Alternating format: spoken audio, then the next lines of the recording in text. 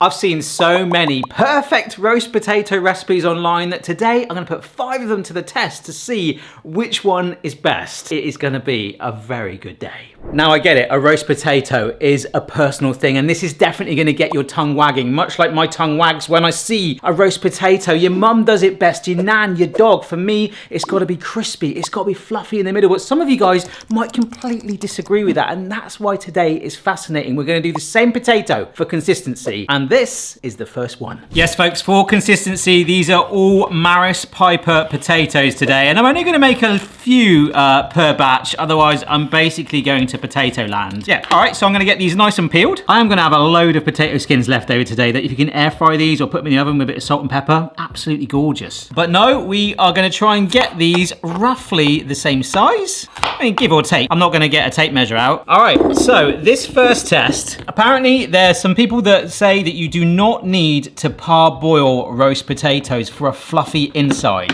We'll try and keep the seasoning fairly consistent today on all of them as well. So that's just some vegetable oil and some salt. Stir it all around to get it nice and coated.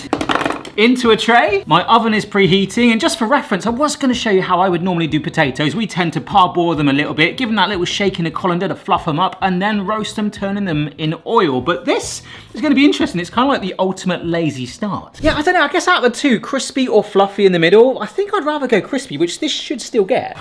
And they're going to go in there for a solid hour.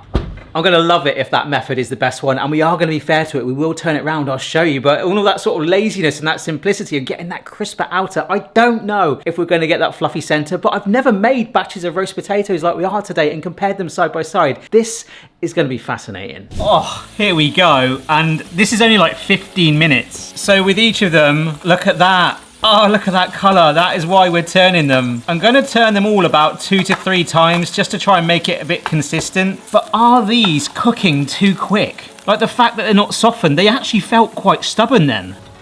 Yeah, it's fair to say I think it is going to be a good day, but those tongs, I noticed that on that batch already. They're cooking so quick, they're browning lovely, but that softness in the middle, we're not got that whatsoever. Is it going to brown so quick that we're not going to get that fluffiness? That is the test. All right, so I've got one more turn to do on those potatoes, and as all the other methods involve parboiling potatoes, I'm going to basically rotate it. I'm not going to do it in batches, but I don't want to be out here until midnight making potatoes. We can start to at least parboil some of them. All right, here we go. Turn them 3 times. And well, it's got quite a decent colour on there. All right, let's taste those in a sec, but this water is boiling and we want to parboil for about 8 minutes or so, which gives us a perfect time to test this first batch. Now, I will say they have cooled down a fair bit now, and I had to top the oil up a couple of times. It has drunk most of the oil in there. We've got like a real mixed bag of results. I mean, look, you've got that pale side there, that lovely golden side, but they just look a bit, I don't know. They just kind of look like you'd get served up in a hurry, like at a carvery or something in a rush. It looks like there's just not much effort put into it, you know? Yep, it is soft, I'll give it that. Here we go. I don't know who suggests that method, and it works. It is arguably a roast potato. Conclusion for this first test, I don't like that. It's powdery, there's not enough crispness on there as well, a little bit on the edges. Great if you're making it in bulk, but I think we are gonna see better ones today. All right, as much as I didn't like them that much, they're a roast potato. The temptation to still eat them is strong, but these other ones are ready. Indeed they are, and I would love to do this over a sink, but for some reason, I thought I'd show you. Yep, so I've not obliterated these, and I don't really want to push the knife in too much further, but I've done it just so it goes in there soft. Now, as I mentioned to some of the Bar Edit folks just a moment ago, there was a method I saw where it completely obliterates the potato, like not even to a point where it's like fluffy, like completely, like so it comes back together. Didn't fancy trying that one. So to be fair, this is the method we would normally do. We'd normally parboil them and shake them up in the colander like that, so we just got some nice sort of fluffy edges. However, this is a spray bottle that I stole from my daughter's bedroom, Chloe. I don't know what was in there. Looks like there's some sort of avocado on there, but I thoroughly cleaned it last night. It's basically a spray bottle. I've got some vinegar here, which I can't take the nozzle off easily, so I'm just gonna squirt it in like that. Oh, that worked not too bad. So this is malt vinegar, but actually some of you told me you do this with red wine vinegar, spraying the potatoes during cooking to crisp it up. Apparently it's game-changing. I have never ever done this before. I just sprayed vinegar, thank you, in the garden kitchen. I've now got vinegar on my floor. So apparently the vinegar is supposed to break down the surface mid-roast. Like genuinely, I have never done this before. Oil, salt again, so let's have these same consistencies to be fair. Round and round it goes. Beautiful. Little fluffy bits on those potatoes. And no vinegar yet. In you go. Yeah, I've just put up an Instagram story saying what I'm up to today, and I'm J2U has literally replied saying, they are the best. I sprayed red wine vinegar on mine 5 minutes before they come out. Absolute game changer. All right, well, I'm going to do it halfway through as I was told on other methods, but I think I'll also do a cheeky one at the end. All right, so first turn, no vinegar yet, but yeah, it's already starting to brown nicely, getting some good colour on some of these bits. But I am seeing a difference of it parboiled. These feel lighter. I have got those little crispy edges from shaking it up in the colander. I don't know if it's just me, but it feels like these just generally want to catch more as well. But it's not vinegar time just yet. I was thinking, oh yeah, I'm just roasting potatoes, turning them over, but no, it's actually quite a mountain of washing up to do today. Very consistent washing up, but the potatoes are hopefully going to be anything but consistent. All right, I was tempted to spray inside the oven, but it seems like the best way is to take it out and do it here and turn it all through for even coating. And apparently, oh my gosh, it's sizzling. Of course it's sizzling, it's for hot oil, Barry. Oh God, it says not to go crazy with it because you don't want to make them soggy, but that went right up my nose. But apparently the acidity is supposed to help break down those outer starches. And indeed, those first batch of potatoes, I felt like I could still taste the starch inside. It was almost like roast starch. I will say this one hasn't needed any extra oil and there's still some in there. That first batch where we didn't parboil them has drunk loads. But apparently the vinegar should have left behind, and I don't know. I mean, maybe I'm just looking at it with a squinty eye, but it is supposed to leave behind a drier surface to help the crisping even more. And of course, with it being vinegar, also a tang, but we will spray them again. All right, 5 more minutes left to go. And surprisingly, when I've been opening the oven, I'm expecting like this vapor of like vinegar to hit me in my eyes and go, ah! But as we've seen, and as the theory is, it's already evaporated onto the surface. Oh, there we go. They actually do look crispier. This last spray of vinegar aftershave is oh my gosh, done it again. Oh my gosh. It's much more about the tang than the crispness. All right, they've had their 5 minutes. It doesn't smell of vinegar. I think I've inhaled it all. There we go. Oh, and to be fair to it, each of the potato batches, I'm cooking at exactly the same time. Oh, that's some really good crispage on there. I can feel it even with the tongs. Again, maybe I'll taste the vinegar, but I can't smell it. One thing I've just noticed, actually, I've got some slightly paler ones at the back, and they're actually whole-size potatoes that are rounded all the way, but they just haven't caught as well. So where I've had to like halve these potatoes and you get that cut side face, it gives it more corners and more surface area to crisp up, which bodes well for one of our next tests. All right, so just to show you one up close there, nice crispy edge on that, on the corners as well. And if you compare it to one of our other ones, this is the first batch. I mean, they look a similar color, but it feels crispy. It feels lighter as well. Oh my gosh, that actually punctured through it then. There's a bit of crispness. I can see the edges. I cannot taste the vinegar, but what I can taste, finally, is a gorgeous, fluffy middle. Oh, that is fantastic. That is really good. It's created this like weird like shield of crispy potato that's crisped on top of crisp, perhaps where we sprayed it twice. That is so good. I'm actually kind of gutted I'm not getting the vinegar taste. Oh, even that whole potato at the back, it doesn't look as good. Oh gosh, it doesn't look as well done, but it's got a fantastic crispness spraying the vinegar on it. Oh. That is absolutely phenomenal. I would live off of those roast potatoes for the rest of my life. Folks that have been saying about the vinegar, I am definitely on your side. Of course, fresh in my memory, I've only got to test it with these, which are exceptionally disappointing in comparison, but we must crack on. Yeah, so I feel like that's something I've learned today. Rather than having like a whole potato like this, I'm gonna like try just to take slithers off of my roast potatoes going forward to give us those lovely flat areas, maybe even here as well. I mean, maybe this is a touch overkill. I mean, yeah, this is just going to go into my massive bowl of ever-growing air-frying snacks for another day. A lot of skins in there. So what are we doing to our third batch? Well, as they are parboiling, I am adding in, look at that, some bicarbonate of soda. So we'll still let them boil away with that in there. It's changed the pH level of the water. So I need to check this one. We're raising the pH level of the water, yes, which breaks down the potato surface and will create a starchy, fluffy coating. So as well as the fluffy that hopefully we'll get from parboiling it, it's also gonna help fluffy edge, is that a word? The outside. I'm on board with it. Oh, when I do these videos, sometimes people are like, oh, at the end you should have done your ultimate combo so we know which one to do. And I don't want you to be like, oh yeah, Barry said I need bicarbonate of soda. I need to leave it overnight. I need need vinegar. No, I'm just trying to find out the best one. I don't want you making roast potatoes with like a whole bag of shopping costing like loads of money, all right? So far, those vinegar ones are amazing, and let's be honest, they've not had much to compete with. All right, so these potatoes have been parboiled for the same amount of time, and I've let them steam dry, and they are noticeably more, like, look how jagged they are. That bicarb's definitely done something. Didn't even need to shake them. Look at that. I didn't really have high hopes for this one, but look at that.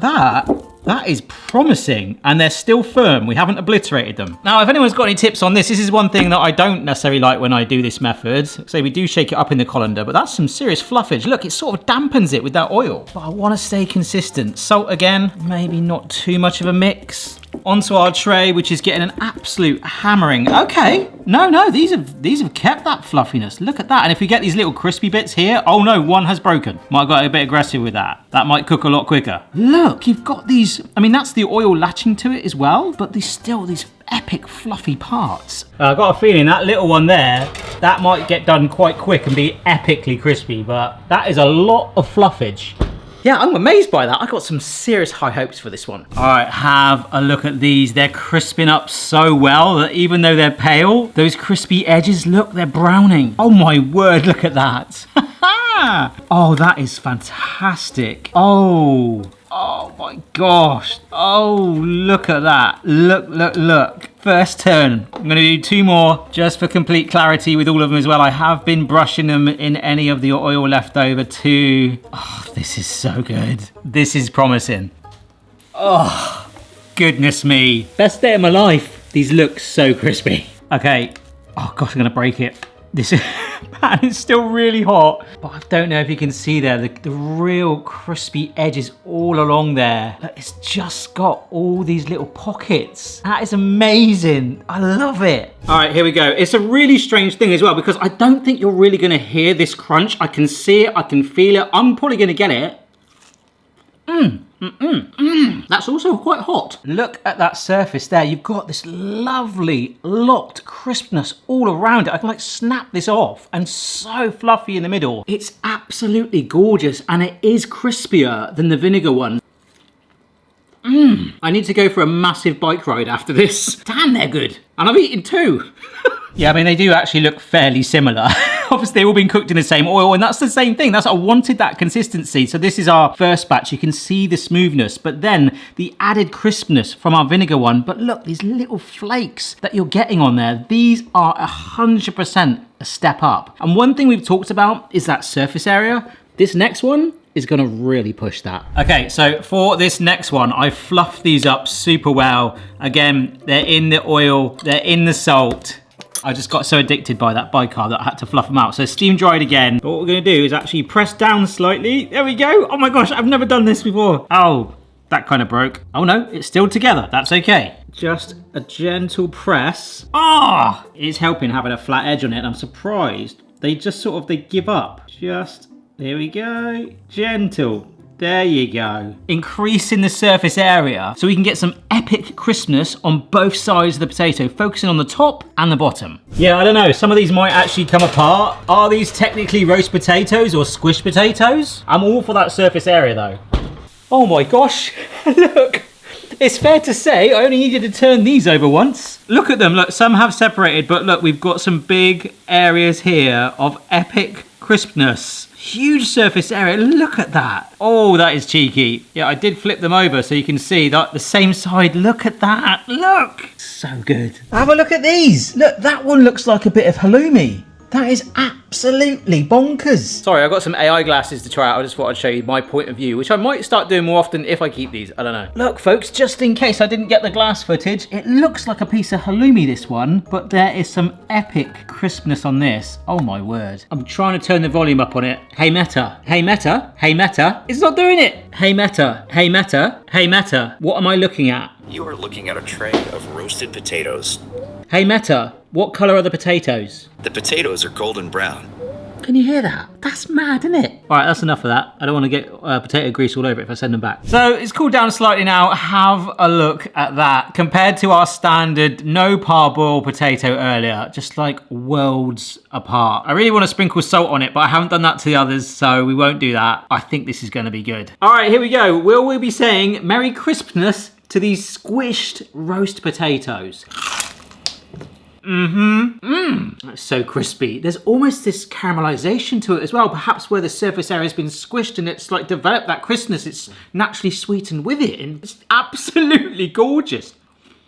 Oh, I like that a lot. We've added nothing to that. There's no enhancements at all. It's just purely from the squish. I mean, that is absolutely so good. But is it a roast potato? That's my only dilemma. I'm gonna do one more test, but within that test, we're actually gonna do 2 tests, and I'm gonna need this tray as well. Okay, so this time I'm gonna do it in the pan, to be fair to both the potatoes, okay? So vegetable oil like we've been using all day, but this, which is quite common in very nice roast dinner potatoes, is some duck fat.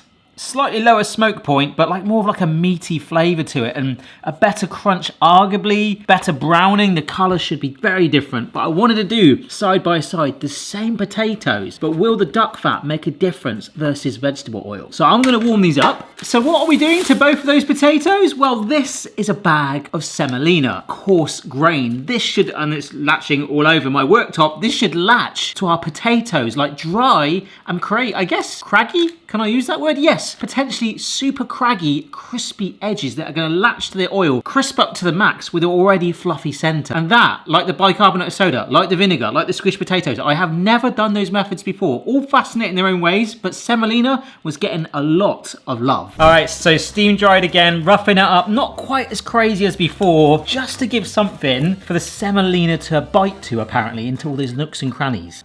Yes, so it might look like more potatoes. Well, that's because it is. It's double the amount because we've got the 2 trays for the fat, and that alone is a really fascinating test. Semolina going on. There we go. A couple of tablespoons just to see if we can get it. It's kind of just latched to it. That's brilliant. Just want to see if we can get it sort of all over. So nothing else added. Ooh, they already look really, really different. Was it the word craggles that I used? I can't remember, but that's basically what we're going to try and crisp up. I'm just going to sprinkle a bit more on. The theory of it sounds amazing. Yeah, so I've not dusted it in salt, obviously, and this pan isn't roasted. I didn't really want to cheat it too much because we haven't done that with the other potatoes, but we just wanted to warm it to get that duck fat loosened up at least, just to give it on a similar level to the vegetable oil. You can hardly see the duck fat, but it is in there. It's like a almost clear in color. This is going to be fascinating. If one does quicker than the other, we'll turn them exactly the same amount of time. There we go.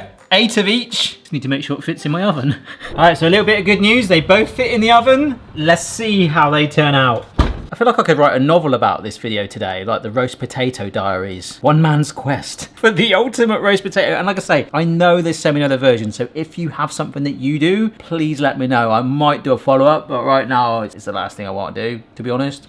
God, you can really smell the difference with that duck fat, honestly. Ooh, that is letting out some heat. Oh my gosh. Angry, angry, angry. Let's just get them turning up. Oh my word, look at that. There is definitely a crispy coating on that. I can feel it. I can feel it scratching against the tongs. Okay, so quite similar in colour so far. Oh, that's hot. Hansel and Gretel style, that. Is this cheating? I'm not sure. There is definitely an extra crustage appearing on there. Crustage, what a great word. Right, between you and I mean, it is just you and I, but we might have had some mixed results. Where's my oven gloves? No, I was going to do this one-handed then. I am not going to risk that. These are the ones done in vegetable oil, okay? I mean, it's definitely got some sort of crust on there. The duck fat, same amount of time, same amount of turning. Look how darker they are. That is a bonkers. Yep, that's the duck fat. Bonkers difference. It's so much darker. Actually, that one looks like it might be burnt. So this is the vegetable oil one. It's just about able to hold it, but can you see the depth of the texture on there, the crunch? It is literally locked on there, and a lovely color, a sort of mix. It's created this layer that the oil has latched to and just really like roasted on there. It feels mega crunchy. Now here's one in the duck fat. Oh, that's still a little bit hotter. Blimey, look at that golden amber color on there. Again, you can actually see the semolina. Sorry, and you can see it baked on there, but again, that doesn't feel, ow! Gosh, it feels crispy. All right, I think these are cooled down enough now to try. So semolina vegetable oil. Okay, I'm really missing that salt. That was exceptionally noticeable. All right, the duck fat ones, which I love that golden color on it. Oh, wow. That is not just crunchy, it's crispy as well. It's so much richer. That's what you get. You get that punch when you use that stuff. I mean, we very, very rarely do it. I've got friends that swear by it. Oh my gosh. I mean, that has got an extra elevation of crunch, but they both taste so gourmet. Something has happened to the parboiled potato in the middle perhaps where it's just been crisped up so much. It's almost become like mashed potato in the center. It is so soft in both of them. What a lovely lineup of spuds, starting with the non-parboiled one. I mean, I was disappointed at the start, but now this is nearly 7 hours old. There was no crispness to it. It would definitely get you by. I loved the vinegar one. I thought that was fascinating. I loved what it did to it, the evaporation that, you know, I mostly inhaled. The bicarb, a fantastic crisp texture on there. Speaking of texture, squishing these down, that surface area increase, look at that color. The vegetable oil, but with semolina laced, it is dusted on there, encrusted. It's almost like a rough potato diamond. I know that doesn't make sense. And of course, the duck fat equivalent, just the difference in color between those two. The semolina was good. It had a crunch, but it almost feels like a little bit of effort and faff. If you don't care about your roast potatoes looking like roast potatoes, I think for simplicity, my favorite one would be the squished one. The difference of fluffing those potatoes that the bicarb did to the water. There wasn't any spritzing. The simplicity for me, my favorite one was the bicarb method, and I might genuinely start using that. Unless, of course, you've got your own preferred method. Do let me know. Normally, I like to finish a video and have a bit more to eat and give you another final thought, but generally I'm all spudded out. So if you've enjoyed this video, I'll link another one down below that I think you might like, similar to this one. Thank you to the Patreon supporters on the screen right now, and also YouTube members recently launched. If you fancy supporting the channel, please consider doing so. Helps me pay for, well, potatoes. Cheers guys, see you next time.